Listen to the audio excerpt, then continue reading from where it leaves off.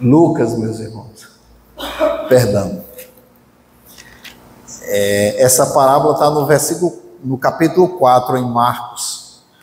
Lucas no 8 e Mateus no capítulo 13.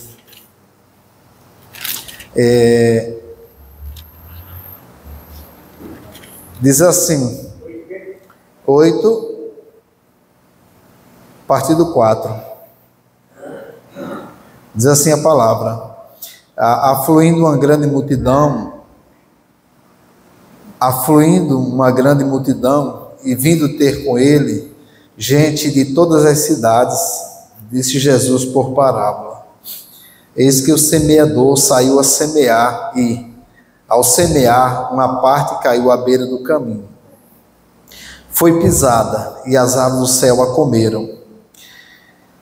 Outra caiu sobre a pedra e, tendo crescido, secou por falta de umidade.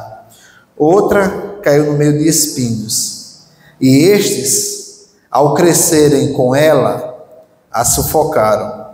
Só uma observação interessante, né? Aqui Lucas narra que os espinhos cresceram junto com a erva que foi germinada. Interessante, né? Cresce juntos os espinhos e cresce também a erva. Misericórdia. Então, uma palavra é semeada e aqui caiu entre espinhos, segundo a narrativa da parábola, estes ao crescerem com ela, né? E o que seriam os espinhos? Vamos saltar só para a gente ver no 14, meu irmão, no 14. Pode ler, irmão Marbano, por favor. A que caiu entre espinhos são os que ouviram e, no decorrer dos dias, foram sufocados com os cuidados, riquezas do caminho, como em terreno rochoso, como entre espinhos, como na boa terra, todos ouvem a palavra. Mas o problema é que os espinhos crescem junto com a erva, cresce junto com a vida cristã.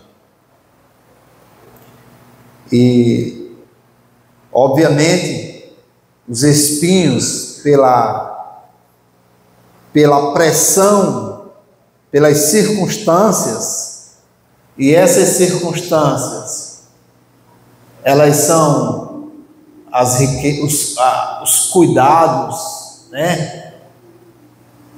Riquezas e deleites da vida. Porque aí, esses deleites da vida, ela pode ser muitas coisas, até como a irmã Deus gosta muito dessa frase, legítimas, né?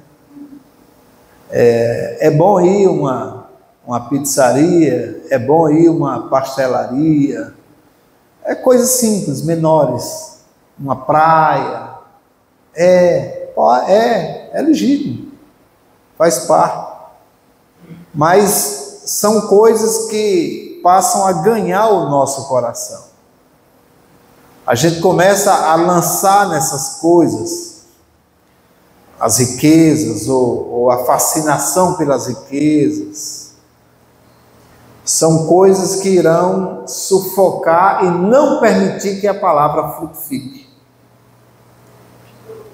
Então, essa é aquela semente que foi semeada entre espinhos.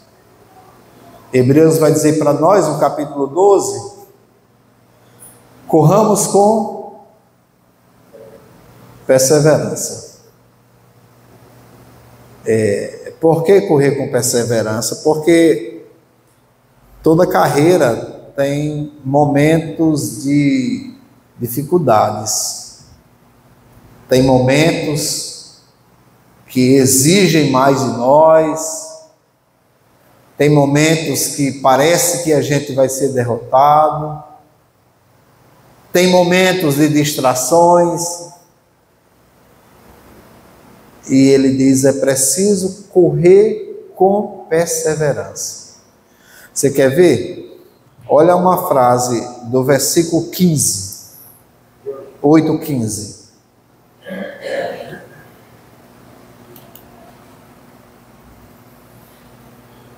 A que caiu na boa terra são os que, tendo ouvido de bom e reto coração, retém a palavra. Estes frutificam com a perseverança. Amém. E com perseverança vamos orar. Pai, no nome do nosso Senhor Jesus, fala aos nossos corações. Nós dependemos totalmente do Senhor. Por misericórdia. No nome de Jesus. Amém. Olha essa frase. De bom e reto coração retém a palavra. Retém a palavra. Tiago vai dizer assim: acolhei com mansidão a palavra em voz enxertada. Retém a palavra, de bom coração retém. Esse é um segredo, reter a palavra. Sem essa atitude, irmãos, sem essa atitude, porque a palavra, ela é como está lá em Hebreus, ela é uma espada que tem gumes duplo. Você percebe que a palavra, ela, no sentido de evangelho, também pode nos trazer a conotação de testemunho. Quando eu prego o evangelho, eu estou dando um testemunho acerca de Cristo. Quando eu vivo o evangelho, eu estou dando testemunho acerca daquilo que me alcançou. Então, como é que eu irei? Ele disse para mim, o Senhor falou para nós: ide por todo mundo e pregai o evangelho como testemunho. Está vendo? Pregar o evangelho como testemunho. Como é que eu vou pregar algo que eu não retenho? Sábado eu fui visitar um casal, sábado ao meio-dia, e quando eu cheguei lá, eles me convidaram para almoçar com eles. Eu falei: não quero. Eu tenho muita dificuldade de almoçar fora de casa, muita dificuldade. E também porque eu tinha um itinerário a ser cumprido. E agradeci, aí disse: mas você só vai sair daqui quando pregar o evangelho. Queremos ouvir sobre o novo nascimento. Eu disse: agora você acabou comigo, porque eu não tenho tempo, mas o tempo não é meu. Aí eu fui constrangido a falar, a pregar o evangelho. E aí comecei a falar sobre a necessidade de negar a si mesmo, e isso é cruz. Isso é a experiência de todo aquele que é nascido de novo, a viver uma vida de cruz. Então, meus irmãos, eu seria envergonhado se aquele homem que disse: você só vai sair daqui quando pregar o evangelho, se eu inventasse uma história. E é interessante que eu observei do lado, chegou um cidadão, e esse cidadão me olhava fazendo uma análise. Ele me olhava fazendo uma análise, ele estava me avaliando. Você sabe aquele cara que não disfarça, ele olha para você de lado, lhe avaliando? Ele era um religioso. Mas ele me olhava fazendo uma análise. O que esse cara está falando? Eu acho que ele estranhou, porque ele nunca tinha escutado falar isso, acerca do novo nascimento. Então, meus irmãos, de bom coração retém a palavra. E o que acontece quando retém a palavra? Olha só, frutificam com perseverança, né? Veja o Evangelho segundo nos narrou João, capítulo 15,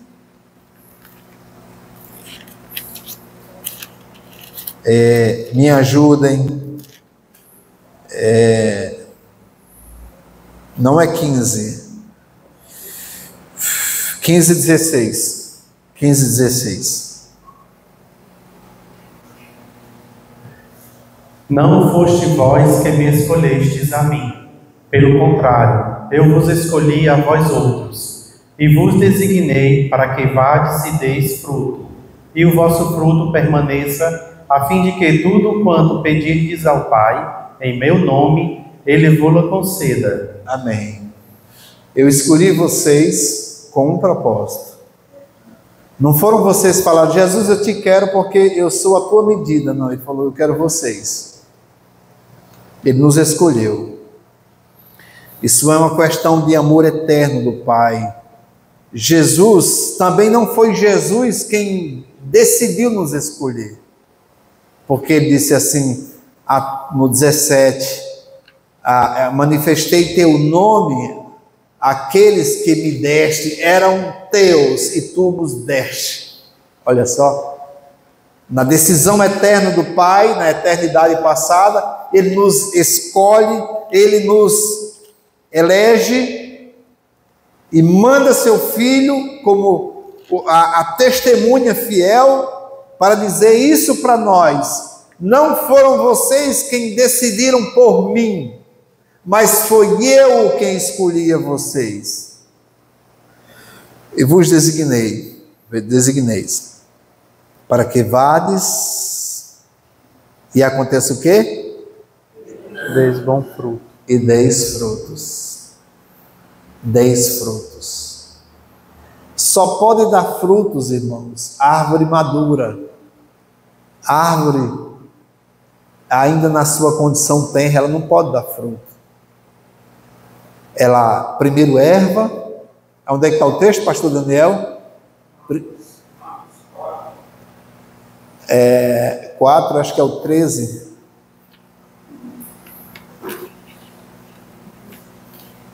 Ou é o 12 ou o 13?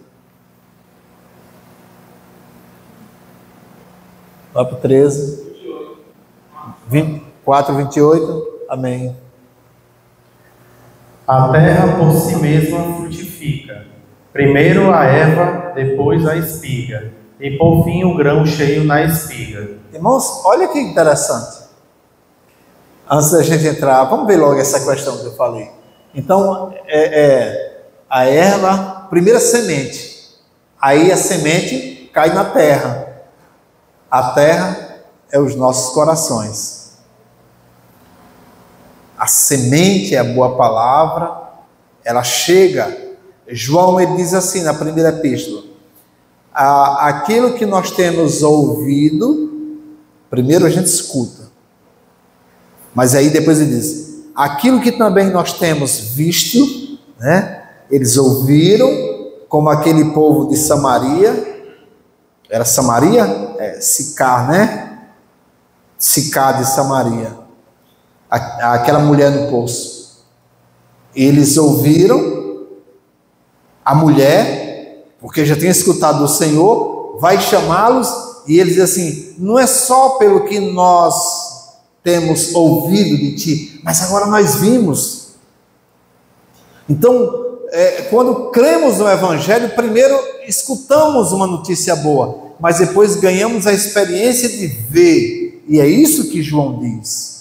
Aí não só ouviu e viu, mas nossas mãos apalparam a respeito do verbo da vida.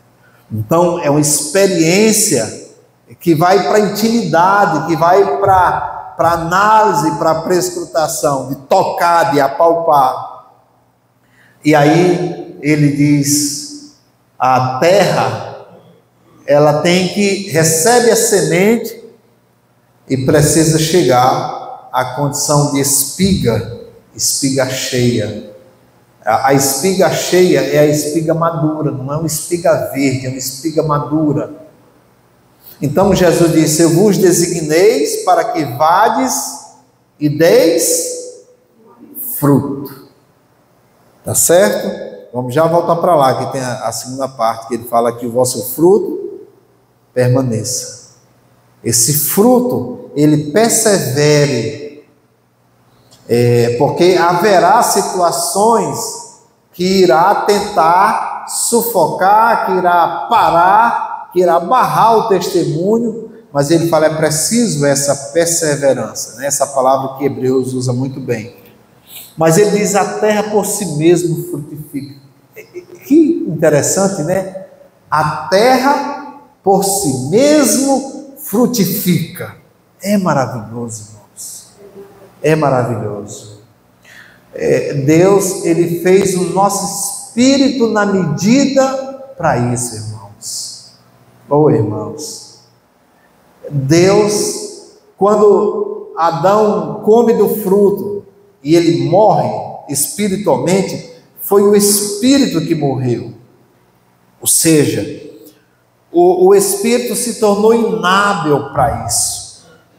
Ele não teria condição de frutificar, porque, primeiro, antes de tudo, ele estava como se fosse uma terra totalmente morta, uma terra que poderia cair, a semente que caísse, ela não iria frutificar, porque era uma terra morta, um coração que não tinha condições aonde o germe da vida encontrasse um ambiente propício, era um mar morto.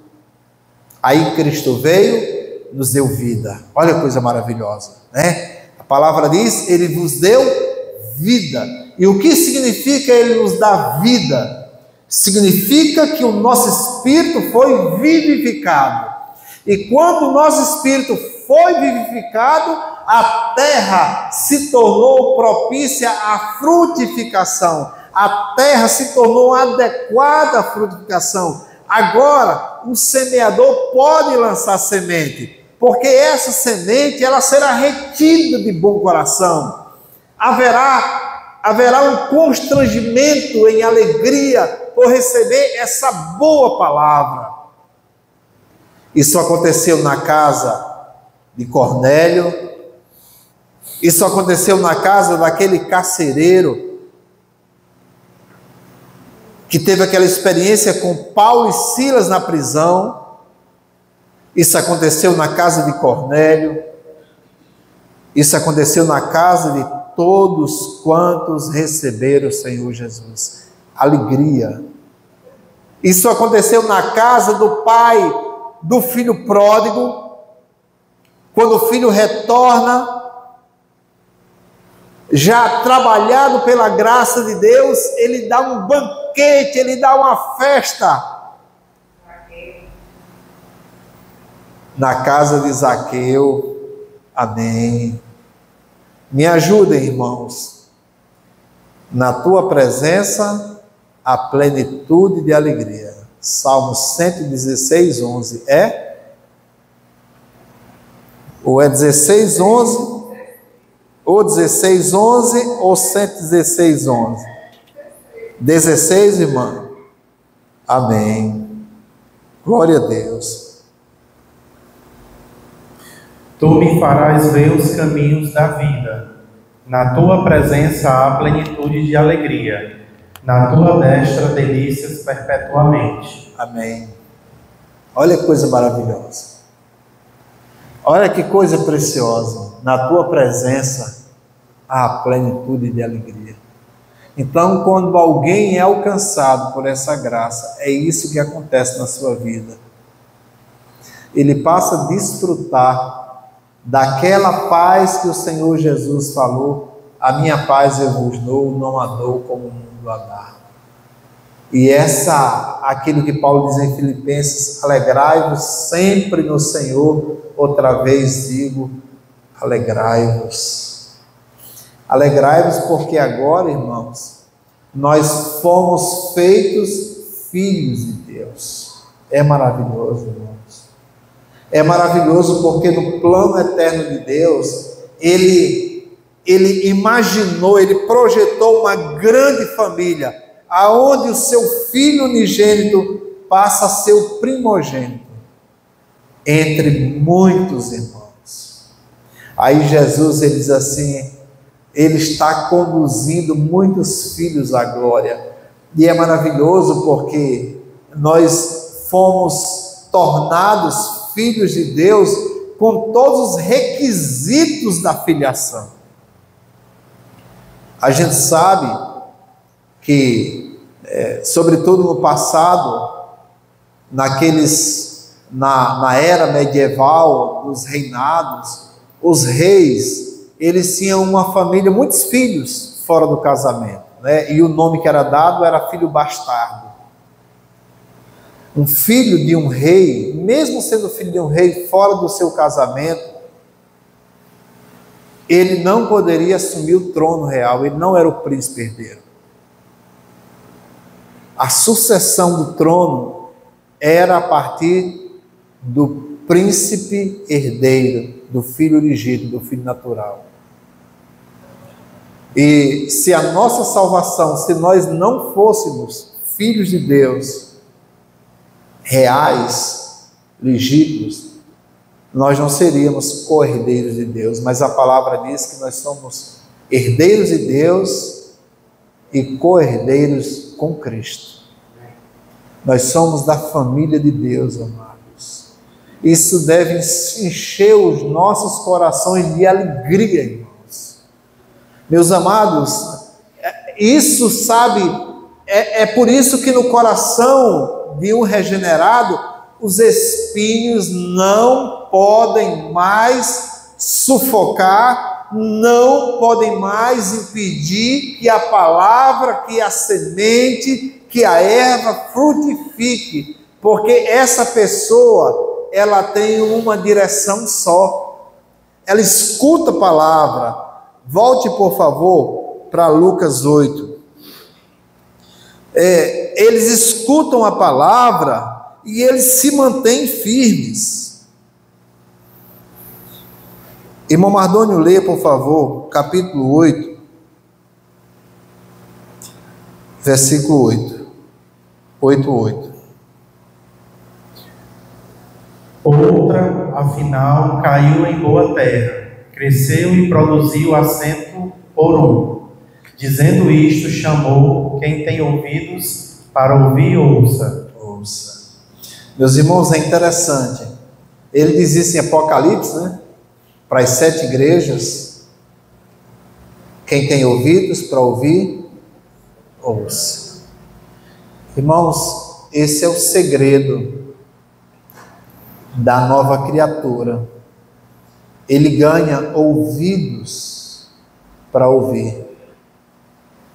Ele ganha agora um órgão que tem a capacidade de ouvir o Senhor, de ouvir o Espírito de Deus. Você viu? Pois não. 25% tem ouvido para 4 solos, proporcionalmente 25%. Misericórdia, misericórdia, misericórdia. Sabe, irmãos? Porque você percebe que 75% está uma parte, as árvores do céu comem a semente, outra parte, os espinhos crescem junto, outra parte, o solo não permite que a raiz penetre entre pedregais. Misericórdia. Irmãos, a gente precisa ter muito cuidado, irmãos, porque muitas coisas vão tentar roubar os nossos corações. E eu falo isso com muito temor, porque pastor também é sujeito a isso, viu, irmãos? Paulo diz para os Gálatas: corrieis bem, quem vos encantou? Ou seja, quem fez vocês virar as costas para a graça de Deus, para o Cristo crucificado? Quem foi que converteu vocês a um sentimento, a um viver carnal? Meus irmãos, é por isso que lá em Filipenses, Paulo vai dizer assim: desenvolvei a vossa salvação com temor e tremor. Paulo vai dizer: por isso nós persuadimos cabalmente todos os homens a Cristo, segundo o temor que lhe é devido. Oh, meus irmãos, Moisés vai dizer a mesma coisa no Salmos 90 que lemos. Quem conhece o poder da tua ira? Quem? Ele diz algo mais. Tem um versículo do Salmos 90. Estudamos, ficou gravado em meu coração, em minha mente, aquela reunião de quarta-feira lá no irmão Joaquim. Às vezes eu escuto algumas coisas que passam a semana toda batendo na minha mente, sabe? E foi muito precioso e é porque o pastor bateu panoramicamente, ele não quis mais, até mesmo pelo ambiente não dava para dar uma ênfase em alguns aspectos de modo mais profundo, né? Leia o 11, meu irmão, 90:11. Quem conhece o poder da tua ira e tua cólera segundo o temor que te é devido? Olha só, é isso aí. Essa segunda parte que eu queria ser relembrado. Quem conhece o poder da tua ira e a tua cólera segundo o temor que te é devido. Ô irmãos, a gente escuta a palavra da graça, assim, parece que Deus é muito bonzinho, né? Parece que Deus está disposto a qualquer coisa para não abrir mão de nós, e mesmo que a gente abra mão dele, ele vai estar disposto a arrumar, dar uma segunda chance para nós, nem que seja no purgatório. Falácia. Porque aqui está falando que há uma ira. Há uma ira. E eu lamento, irmãos, eu sempre costumo dizer para as pessoas, é uma covardia tremenda alguém viver nesse presente século mal sem conhecer a Deus. É uma traição a si mesmo, sabe? Eu estou orando por uma pessoa assim bem conceituada nessa sociedade, porque tem muito dinheiro e nome, mas meu Deus, o pecado está destruindo esse homem. O pecado, ele tem causado uma avalanche na vida desse homem, e ele está tentando se salvar, mas o inimigo deu um laço na vida daquele homem que só misericórdia de Deus. E eu converso com ele, mas eu não tive chance de falar para ele acerca do Evangelho. A minha oração é para que Deus me dê uma porta aberta para falar de Cristo para aquele homem. Porque a vida daquele homem está em perigo. Porque ele não conhece o Senhor. Ele não teme o Senhor. Ele só conhece o dinheiro, a fama, a prostituição, os vícios, mas não conhece o Senhor. E a gente sabe que, como está lá em Números, pecando assim contra o Senhor pecaste, e o vosso pecado vos achará. Nós temos que ter muito cuidado, porque quem conhece o poder da tua ira e a tua cólera, segundo o temor que te é devido, misericórdia, irmãos, misericórdia. E aí eu venho para nós, povo de Deus, precisamos temer ao Senhor, não aquele temor de medo, mas é a reverência que é devida a Deus, a honra, a glória, o louvor que se é devido a Ele. A gente poder bendizê-lo segundo a beleza da sua santidade, sabe, irmãos? Porque aí, esse texto que estamos lendo, a parábola do semeador, mostra que uma N circunstâncias tentam nos barrar. Leia o versículo 11 de Marcos 8:11, irmão, por favor. Marcos 8:11. e 12. E saindo os fariseus...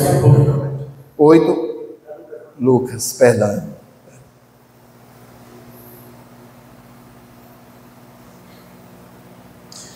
Este é o sentido da parábola. A semente é a palavra de Deus. A que caiu à beira do caminho são os que a ouviram. Vem a seguir o diabo e arrebata-lhes do coração a palavra, para não suceder que, crendo, sejam salvos. Amém. Misericórdia, né?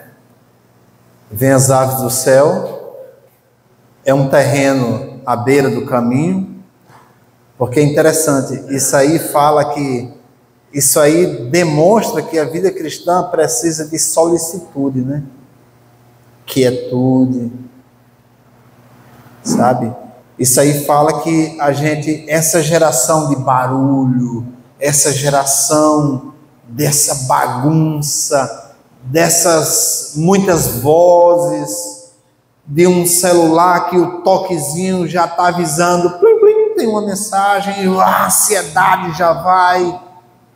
Então, não, essa geração não sabe o que é quietude, solicitude, estar sós. O Senhor, ele fazia isso, né? Ele se retirava, ia para um local de oração. Um dado momento, já no finalzinho, ali, começando de João 13, parece que Jesus, ele morava no Monte das Oliveiras, porque ele passava madrugadas lá. Eu não sei se alguém tinha uma casa lá, mas eu sei que ele, a Bíblia não narra, mas eu sei que ele, os seus últimos dias, passava as noites no Monte das Oliveiras, e geralmente orando. E aí ele tinha esses momentos a sós. Mesmo Filho de Deus, todo o poder, toda a autoridade, ele tinha os seus momentos reclusos, ele, Deus. E essas aves que comem a semente à beira do caminho, que muito movimento, passa muita gente ali, passa muita gente naquele caminho, aquele coração, sabe, muitas emoções e muitas coisas ali naquele coração, naquela mente, e aquela pessoa, ela não consegue focar na palavra, ela não consegue agarrar a palavra, ela não consegue sequer reagir à palavra, porque ela é alguém que até pode, aos domingos, ser outra pessoa na igreja, mas na segunda-feira é outra pessoa, na sua escola, no seu trabalho, na sua faculdade, na sua casa, porque é um coração de muitos movimentos, é um coração com muita agitação, e a palavra, ela não é retida como se tem que reter, para que a palavra possa transformar o ambiente interior, e desse interior brotar essa vida que jorra para a vida eterna, mas que ao mesmo tempo frutifica, e o grão com espiga cheia. Misericórdia, meus irmãos, misericórdia. Sabe, a parábola das virgens, as 5 nécias e 5 prudentes, as 5 prudentes, elas tinham azeite na lâmpada e tinham azeite na vasilha. É interessante que a parábola, ela vai mostrar que deu meia-noite e dormiram. Mas é interessante, se dá a entender que todas dormiram, todas as 10 dormiram. Mas aí o que garantiu ser reconhecida pelo noivo foi o fato delas terem azeite na vasilha. né? E aí isso garantiu, porque sono significa momentos difíceis. É uma parábola. Porque ele vai dizer em outra parábola que nos tempos de Moisés, todo mundo se casava, todo mundo comia, todo mundo comprava, todo mundo vendia. Penso eu, que essas que não tinham azeite na vasilha, o coração delas era esse coração, onde passa muitas coisas. Um coração que se dá as coisas do mundo e vai dizer que a vinda do Senhor vai ser um momento muito bom, que todo mundo diz paz, paz. Vai ser um momento largo, então todo mundo vai dizer, para quê? Para que eu vou buscar o Senhor? Para que eu vou me devotar ao Senhor? Se está tudo bem, a economia está bombando, o emprego está bombando, a minha despensa está cheia, eu vou viver aqui uma vida, é claro que eu tenho os meus momentos de oração, momentos de leitura de Bíblia, mas eu vou viver minha vida como todo mundo tem que viver, uma vida comum. E eu creio que as que tinham azeite na vasilha eram pessoas que não se entregavam a esse sentimento comum que o mundo vive. Todas as suas coisas, todas as suas ações são medidas pela palavra. Eu vou casar, mas eu vou casar segundo a palavra. Eu vou vender segundo a palavra. Eu vou comprar segundo a palavra. Eu vou me relacionar segundo a palavra. Então a palavra é a régua. A palavra é a lâmpada, a palavra é a luz. Então, mas à beira do caminho é um caminho bagunçado. É mais ou menos parecido com aquela pessoa, né? A gente fazia muito, irmão Reginaldo, no passado lá, essas colocações. Menino fulano é crente? Ah, pois eu vivo com essa pessoa o tempo todo, não sabia que essa pessoa era crente, não. Eu estou sabendo agora porque eu a vi, um dia eu passei entrando na igreja. Mas será que ela é crente? Misericórdia, né, irmãos? Porque o Senhor diz que o mundo nos odiará. O mundo vai nos perseguir. Então é natural que as nossas atitudes façam com que o mundo nos exclua da rodinha, da fofoca, porque sabe que a gente vai dizer, não, negativo, isso não está correto. Isso não está correto. Eu não posso compactuar com esse estilo de vida. Então vai dizer, sai de perto desse santo, você quer ser santo demais, ou então vai tentar denegrir, diminuir a imagem do irmão, mas o natural é que o mundo vos odeie, o mundo não vai compactuar, o mundo não vai nos aplaudir, o mundo vai nos perseguir. Isso é natural, né? Então, leia o versículo 13, meu irmão. A que caiu sobre a pedra são os que, ouvindo a palavra, a recebem com alegria. Estes não têm raiz, creem apenas por algum tempo, e na hora da aprovação se desviam. Né? Esses não têm raiz. É interessante que eles ouviram a palavra, não foi? É o primeiro, todos eles ouviram a palavra, mas não tem raízes. Oh, meu Deus, falta raízes, falta aprofundar-se. É interessante, você percebe que antigamente a gente, e era muito bom, a gente era nascido de novo, era um crente recém-convertido, aí a gente tinha uma escola bíblica, e essa escola bíblica ia ensinar os beabá, né, da fé, ia ensinar os princípios. A ideia da escola bíblica é essa, ensinar os princípios, o beabá, para crescer pela palavra. Pô, não, irmão, não. Pô, não, meu irmão.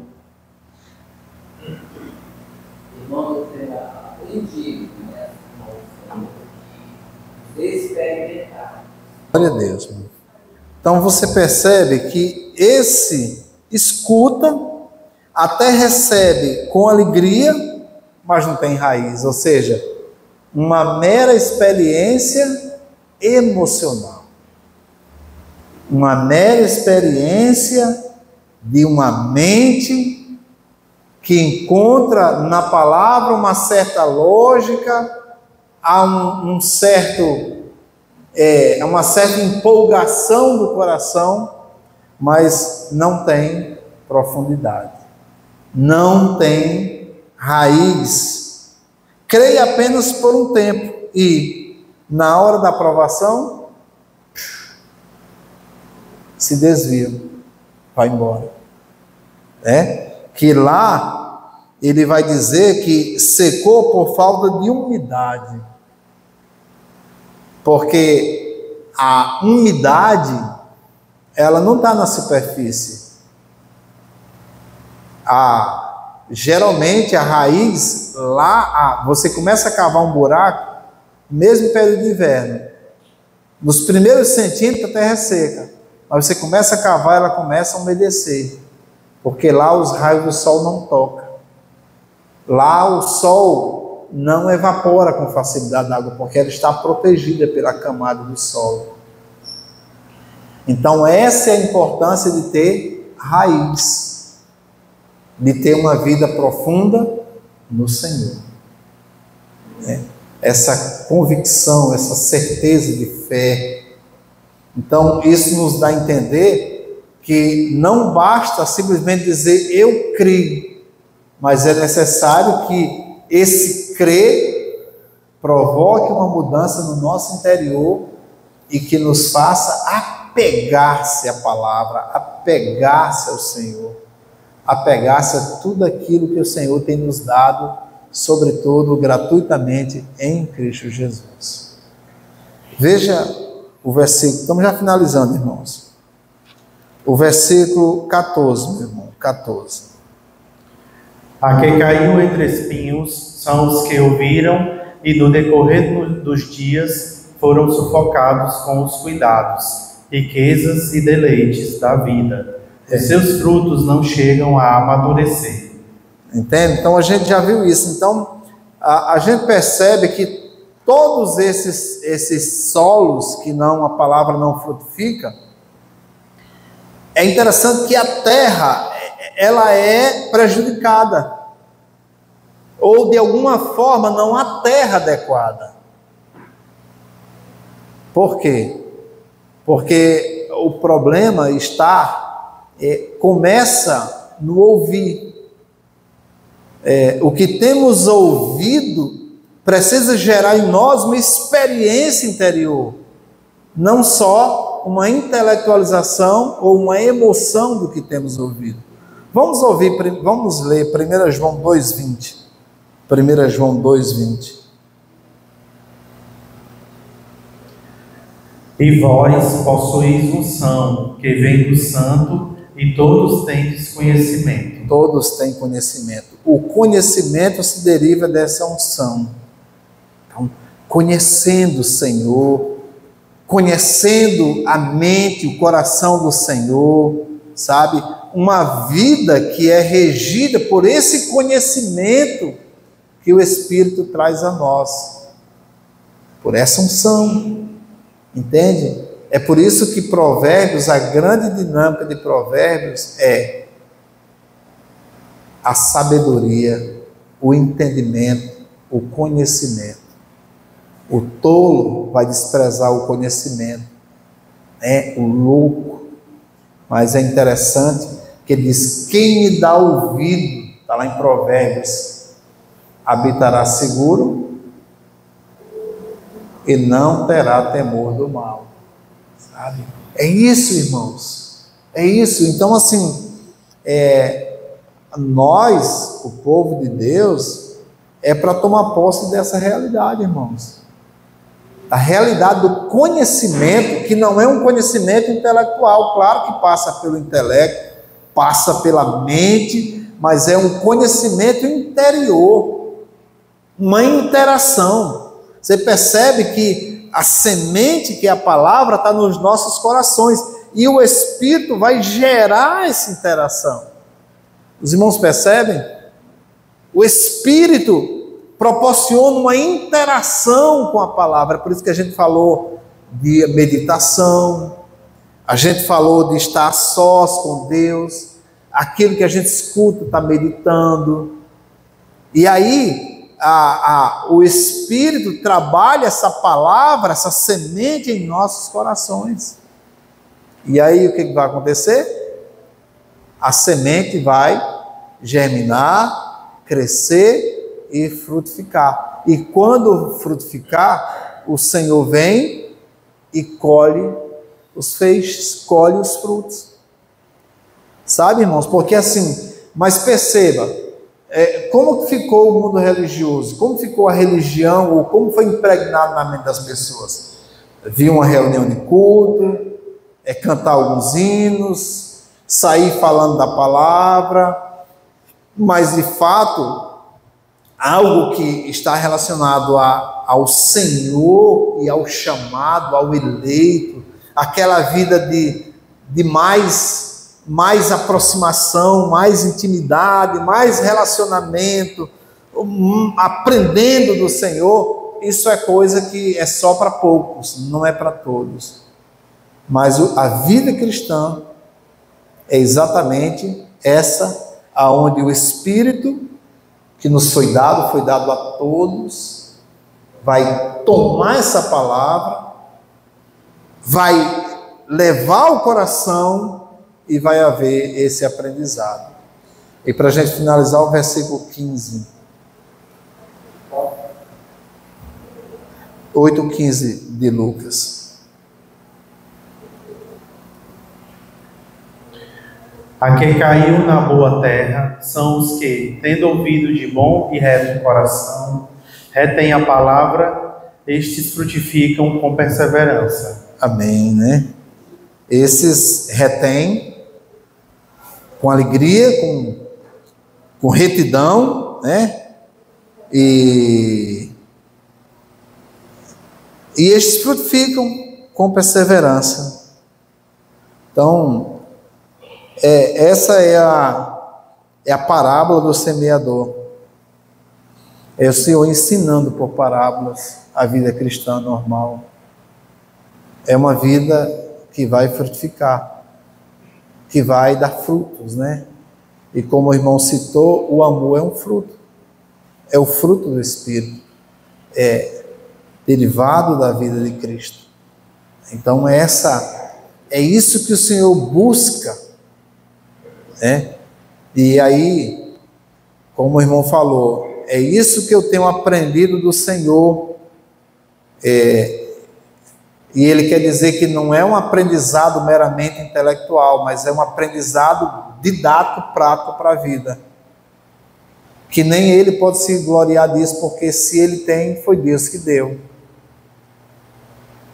Então, é algo que o Espírito Santo trabalha no nosso interior, para que esse nosso interior seja esse solo que vai dar de comer, vai suprir.